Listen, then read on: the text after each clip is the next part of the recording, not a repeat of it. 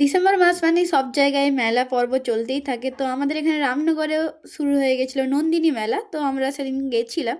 তো এখানে দেখলেই প্রথমে দেখতে পাচ্ছি সব রকমের সবজি আরও যেগুলো সবথেকে বড় বড় বা ছোট হয় সেগুলোকে সাজিয়ে রেখেছে। তারপরে কিছু মাছ, কিছু গাছ ওগুলোর জন্য দিয়েছিল। তারপরেই আমরা একটু মেলাটা ঘুরছিলাম।